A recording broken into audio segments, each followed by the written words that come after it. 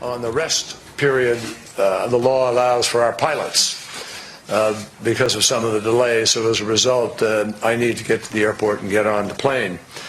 But I will make a statement before doing so, and I hope it will cover much of what you're concerned about. This evening, we are really reminded once again of diplomacy's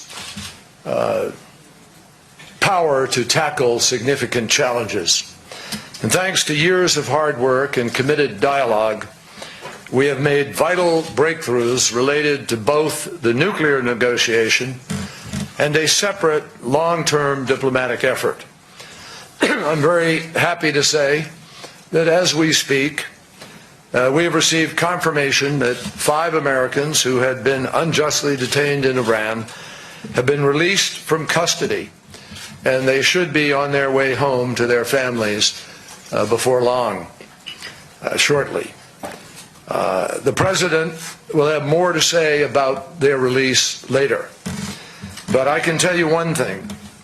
While the 2 tracks of negotiations were not directly related, and they were not, there is no question that the pace and the progress of the humanitarian talks accelerated in light of the relationships forged and the diplomatic channels unlocked over the course of the nuclear talks.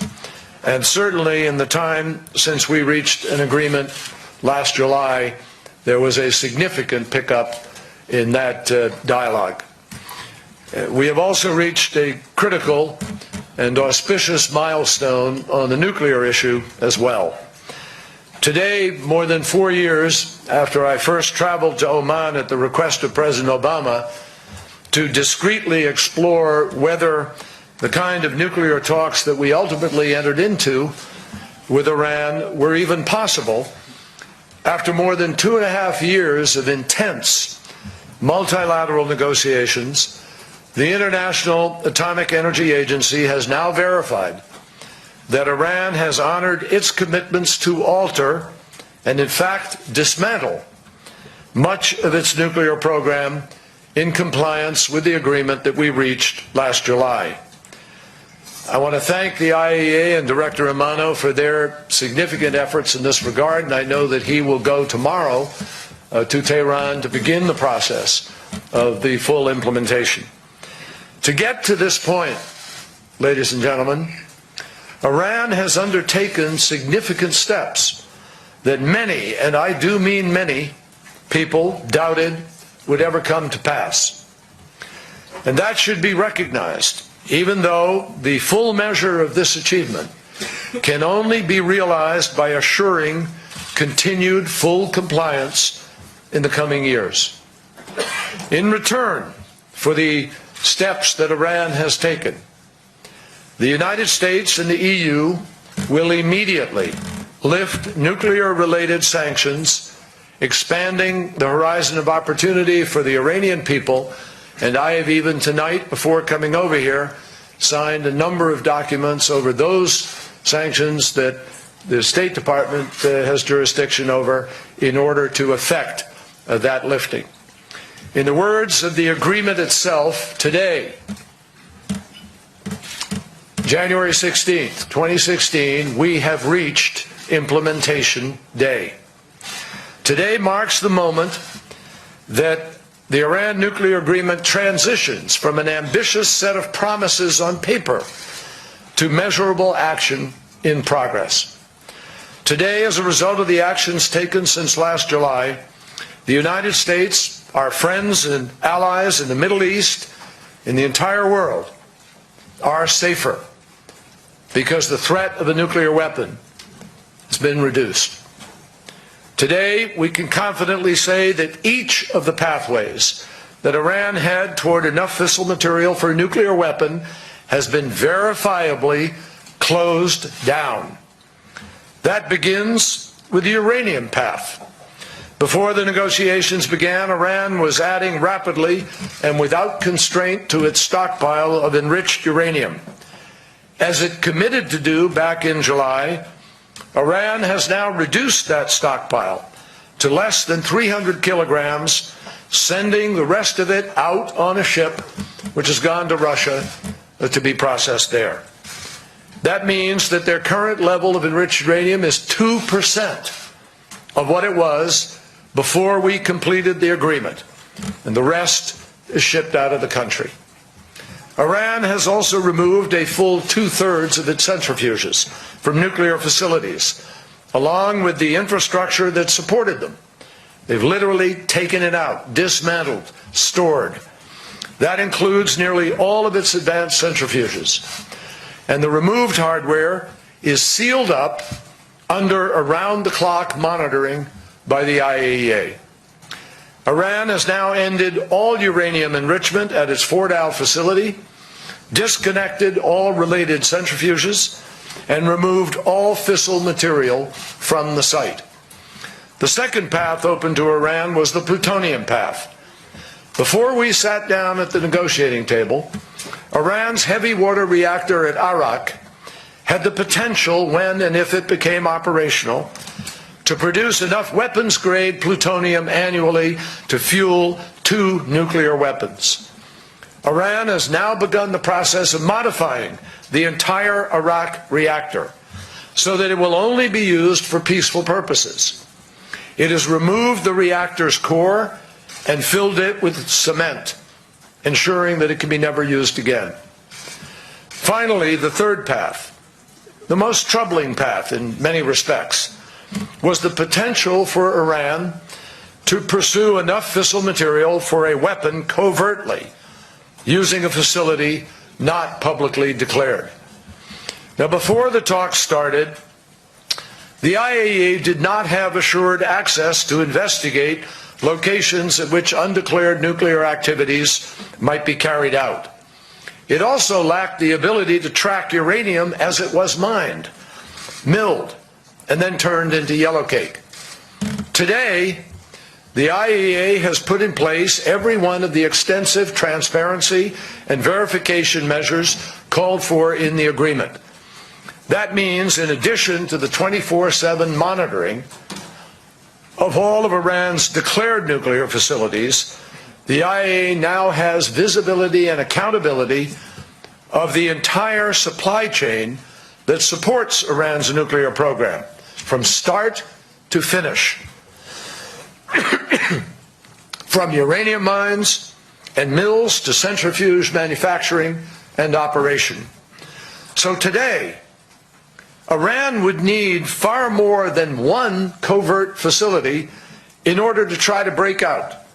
It would need to develop an entire covert supply chain from start to finish, which experts around the world agree is not possible without early detection. As I said, the steps that Iran has taken to fully implement the nuclear agreement have fundamentally altered the country's nuclear program. 2 years ago, we assessed that Iran's breakout time, the amount of time it took to go from producing fissile enriched uranium to have enough for one bomb, that amount of time has gone from 2 to 3 months where it was. Now, today, we are confident that based on the reductions in its stockpile, reductions in its centrifuges, it would take Iran at least a year to try to break out of the agreement, kick out the inspectors, accumulate the amount of fissile material needed for a single bomb. And if Iran ever did decide to do that, because of the steps that are in this agreement, we would know it almost immediately, and we would have enough time to respond accordingly. Let me underscore, verification remains, as it always has been, the backbone of this agreement. We welcome that Iran has followed through on the promises that it made. It has kept its word, and we will continue to do the same.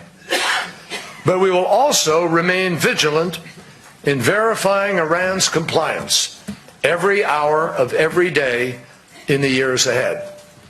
Now, I emphasize, today's announcement gives us even more hope, more confidence in the possibilities about this effort going forward. Thus far, Iran has taken every step that it committed to take, dating back 2 full years, not just back to July, but dating back to the interim agreement that we announced in Geneva in Switzerland. And we have now 2 years of compliance already under our belt, with another 13, and then another 15, and then another 20, and then another 25, and then the lifetime of this agreement under the additional protocol and the modified code 3.1.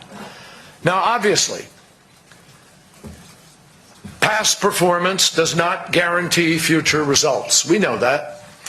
Furthermore, while we welcome Implementation Day, we understand that this marker alone does not wipe away all of the concerns that the international community has rightly expressed about Iran's policies and actions and choices in the region. But we also know, without doubt, there is not a challenge in the entire region that wouldn't become much more complicated, much worse, if Iran had a nuclear weapon. And that is why this agreement is so important.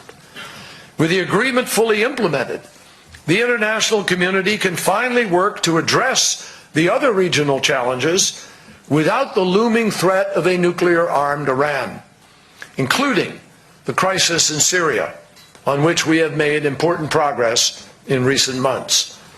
Before I close, I want to thank a few important people who brought us here to this day, who've been critical to this process throughout the negotiations. And that starts with the person I work for, President Obama, who has been resolute in insisting that Iran must never have a nuclear weapon, and equally strong and courageous in asserting that diplomacy should be given a fair chance to achieve that goal.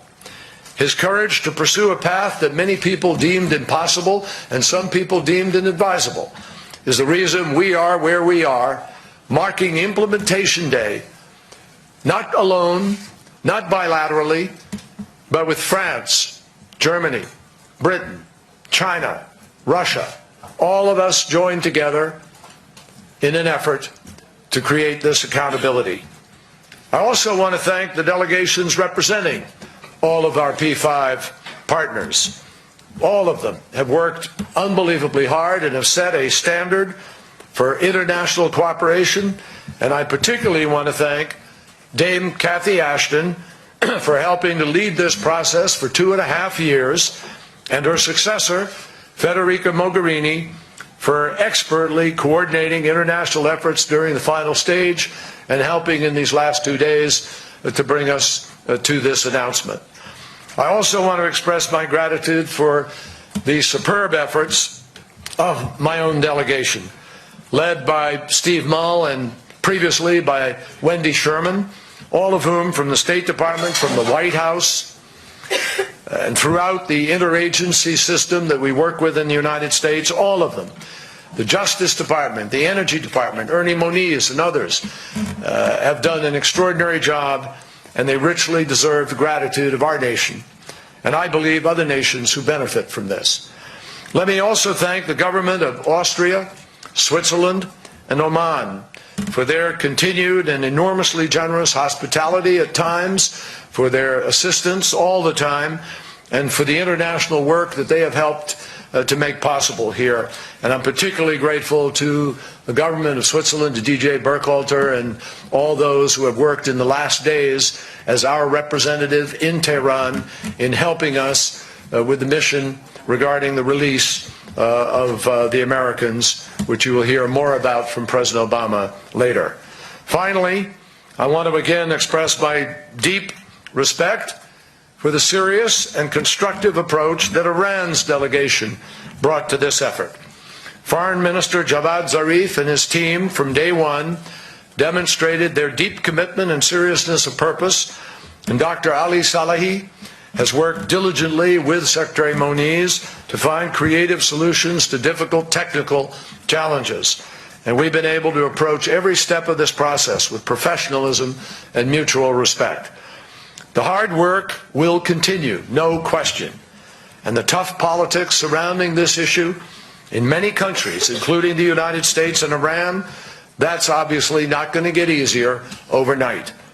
But the fact is that today marks the first day of a safer world, one where we believe it is possible to remain safer for years to come, and particularly with the compliance of this agreement. I think we have also proven once again why diplomacy has to always be our first choice and war our last resort. And that is a very important lesson to reinforce. We have approached this challenge with the firm belief that exhausting diplomacy before choosing war is an imperative. And we believe that today marks the benefits of that choice. Thank you.